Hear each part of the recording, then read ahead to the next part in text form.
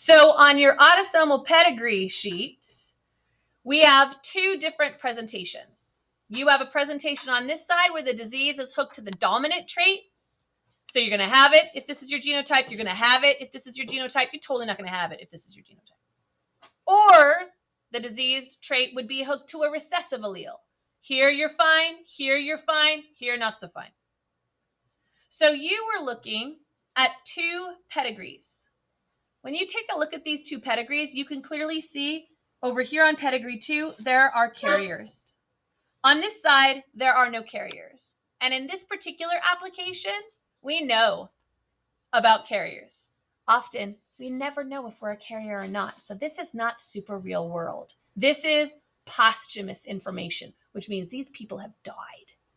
Or we just made this up. So I'd like you to take a look at pedigree 2. I'm going to ask you to consider this pedigree 2 is for autosomal recessive. Now, some class periods have got autosomal recessive on this side, and some class periods have autosomal recessive on this side because your teacher is a knucklehead and forgot to keep it the same. So this class has got autosomal recessive with their carriers on the right side, which is so nice because this is the pedigree that is autosomal recessive. So sharpen those pencils, ladies and gentlemen, and let's get started. We're going to put A alleles down over all these individuals. Let's start with the people we know for sure, which would be the carriers. On top of Mary, we're going to squeeze in a big A and a little a. On top of Ed, big A, little a. On top of Ethel, big A, little a. On top of Bill, big A, little a. Please do yours the same way I'm doing mine. Then I'd like you to think about Marcia. What's Marcia's presentation? What size? It's definitely AA. Are they big, big, small, or small, small? Yeah, Marcia has got this disease. Marcia is one of these individuals, so her genotype is little a, little a. Is there anyone else with this disease on this pedigree? Because we're an autosomal recessive disease. The question was, why is it two little a's? Because we have autosomal recessive disease. So that means the only way to be diseased and be a filled-in circle or square is with that presentation, that genotype. So now let's go ahead up. Could Joe be big A, big A? Yes. All right, let's put a big A there. What about this person who's, oh, that's Lucy. Could she be big A, big A? And how about Fred? It's possible. And how about Marge? And Ricky? And this is a pregnancy. We know it happened, but we don't know the results. So we leave it question mark. And we don't ask them about it because they might be very sensitive. This is Helen. She's going to be big A, big A. And then this is Greg. Big A, big A. Could Greg be these two individuals' kid? Sure. Greg could have gotten a big A from Ed and a big A from Ethel because each of his parents have those alleles. Okay. Now we're going to switch to something harder. Do you have a fast question about the first pedigree? Yeah. Just, I forgot what I was saying. Okay. If you think of it, we're going to come back in a little bit. Ladies and gentlemen, let's switch over here. This one's a little bit more challenging. Oh, I remembered. Oh, okay. We'll come back. Is this stuff going to be on a test where you have to, like, write AA and, like, their... It's absolutely, totally possible to do this on a test. Okay? All right, so let's take a look at pedigree 1. So pedigree 2 is autosomal recessive disease. That disease was going to be PKU. And they told us that in the text. So that means this pedigree is Marfan syndrome. And Marfan syndrome is an interesting disorder, but it is a dominant disease. So that means over here, we're going to have two different genotypes for the diseased individuals and only one genotype for the normal individuals. There's no carriers over here. This is dominant disease. You either have it or you don't. No carriers. So let's take a look real quickly. First, we've got Carrie and Harry. Harry's got the disease. Harry is going to have big A, or big A, little a. You must put both, please. Why is that? Because take a look. You could be diseased with 2 dominant alleles, and you could be diseased with a heterozygous presentation. Also, how do you know which one is like gonna be big A, little a? So I'm trying to show you that right here. So let's kind of go and see if you can see the pattern a little bit with me. And then if there's questions at the end, I'd absolutely like to take those. So we know Carrie is not filled in at all. So that means Carrie's a female who's normal. What are her alleles? It's AA. Bigs or smalls?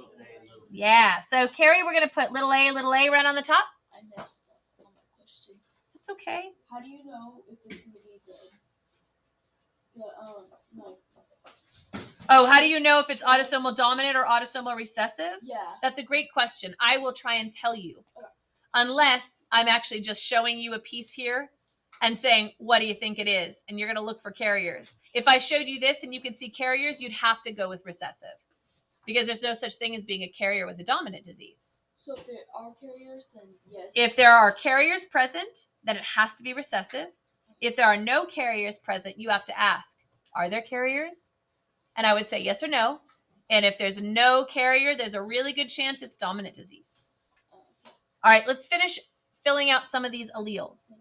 Betty over here is normal, so she's little a. Murray is big A, or big A, little a. You have to put both presentations down. Lou, again, big, oops, sorry. Lou is perfectly fine. So Lou's only little a. And Luann, little a.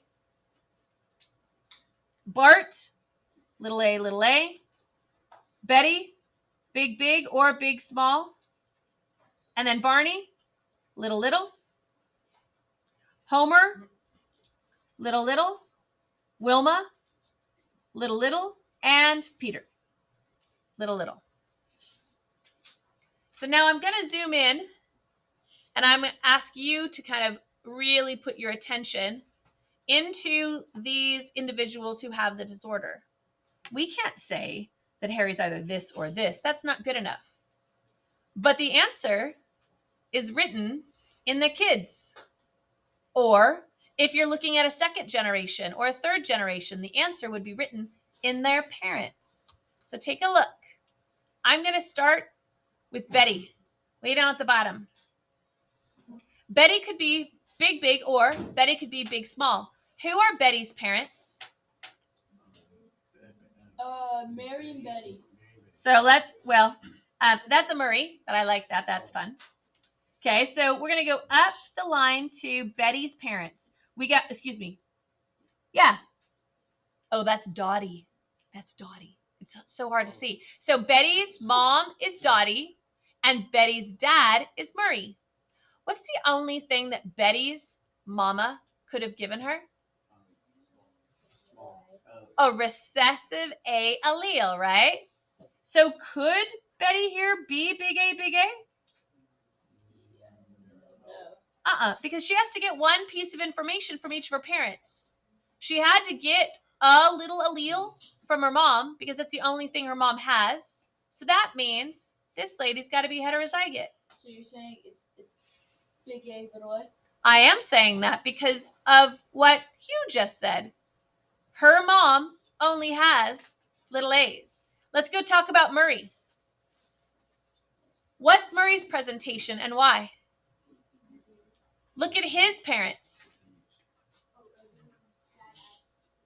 His dad has the disease, so his dad could give him big A's or little a's. But you can only get how many pieces of information from your parent, from your dad? 1. And how many pieces of information from your mom? Mom. So talk about Carrie here. What could Carrie have given her kid? Only little A's, right? So that means Carrie's got 2 kids, Murray and Lou.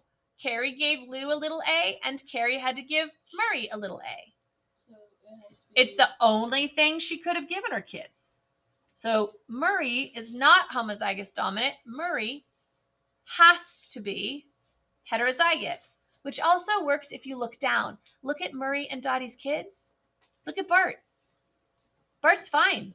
He's got 2 little A alleles. Where did he get them? He had to get one from his mom and one from his dad. In this presentation, his dad's got a little A. Let's look at Betty. Betty had to get one capital letter from one of her parents and a lowercase letter from her other parent. I got it. There's a place for her to get the little one, and this is where she could get the big one. What about Lou? Who are Lou's parents? Carrie and Harry. Carrie and Harry are Lou's parents. What did Lou get from his mom? They are all getting A's. Give me littles and B's. Okay, so Lou got a little A from his mom because that's the only thing she has available. And Lou got also a little A from his dad. So that means Harry must be homozygous or heterozygous? Heterozygous. That's as hard as it gets, my friends.